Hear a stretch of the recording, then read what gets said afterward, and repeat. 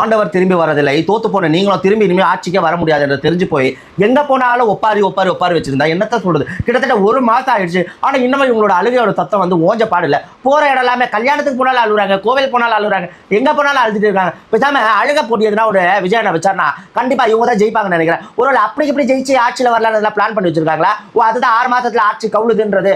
ஓ, correct.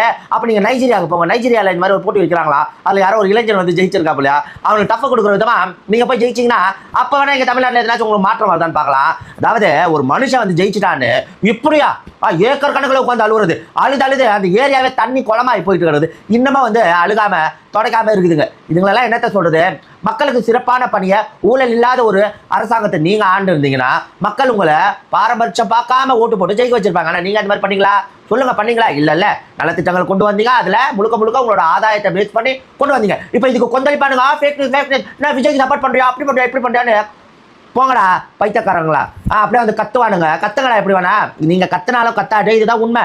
மக்களோட நலனை வந்து பார்க்காம தன்னோட சுயநலத்துக்காக அரசியல் பண்ணனாலதான் இன்னைக்கு இந்த நிலைமையில இருக்கு. இப்ப கூட ஒண்ணும் இல்லப்பா, இப்படி அழுது ஒப்பாரி வைக்கிறதுக்கு பதிலா மக்களுக்கு என்ன நல்லது பண்ணலாம் ஒரு எதிர்கட்சியா நின்று அதை பண்ணுங்க. அதுதான் கேட்குறாங்க மக்கள். இப்போ பண்ணீங்கன்னா வர 5 வருஷத்துக்கு அப்புறம் வர எலெக்ஷனில் உங்களுக்கு கண்டிப்பாக மக்கள் ஒரு சூப்பரான இடத்துல உட்கார வைப்பாங்க.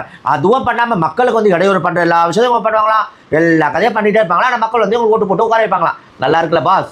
வேணா பாஸ், இந்த ஜென்சி கிட்ஸ் அது இதெல்லாம் வைக்காம அழகாக மக்கள் பணியை வந்து சிறப்பாக பண்ணிங்கனாலே மக்கள் உங்களை தூக்கி எங்கே வேணால் உட்கார வைப்பாங்க. மக்களை நான் சொல்கிறது கரெக்டாக இல்லையான்றதை நீங்கள் கமெண்ட் பாக்ஸில் கமெண்ட் பண்ணுங்கள். இவங்களோட அழுகைக்கு நம்ம என்ன பண்ணுறதுன்றது ஒரு ரெமெடியை ஒன்று சொன்னீங்கன்னா இந்த ரெமெடியை நம்ம அவங்களுக்கு வந்து பண்ணி கொடுக்கலாம்.